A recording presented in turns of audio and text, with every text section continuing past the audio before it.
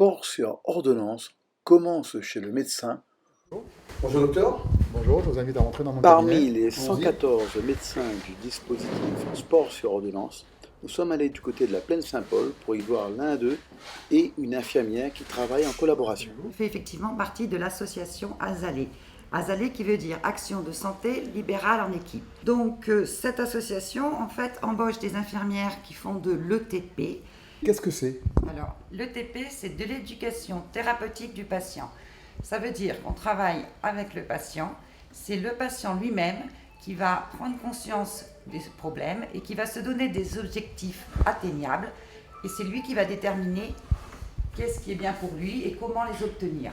Tout à fait. Depuis quelques années, je participe avec beaucoup d'autres de mes confrères sur l'Ouest à une prise en charge des patients qu'on a déjà triés un petit peu par rapport à des pathologies bien spécifiques pour une prise en charge à l'OMS de Saint-Paul dans la structure qui s'appelle le sport sur ordonnance et plus généralement l'activité physique adaptée ou APA. On est sur des choses assez protocolées. Ces pathologies d'obésité, diabète, asthme, hypertension, problèmes ostéo-articulaires ou des pathologies graves comme des cancers en rémission, on leur propose. D'ailleurs, l'infirmière voit le patient et s'adapte à la vie du patient. En aucun cas, elle va lui imposer quoi que ce soit.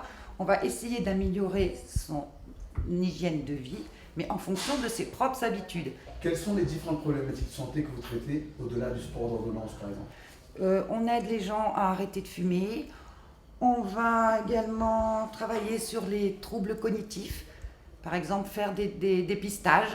Et s'il y a un problème, à ce moment-là, le patient ira voir un neurologue, mais on le voit dans un premier temps.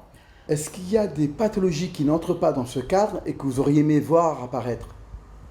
Oui, on pourrait envisager tout ce qui est des problèmes de l'addiction, par exemple. C'est vrai qu'au travers des grandes pathologies qui nous permettent de distinguer les patients, on a quand même la possibilité de les orienter vers un nombre d'activités assez conséquentes. Je crois maintenant une trentaine d'activités.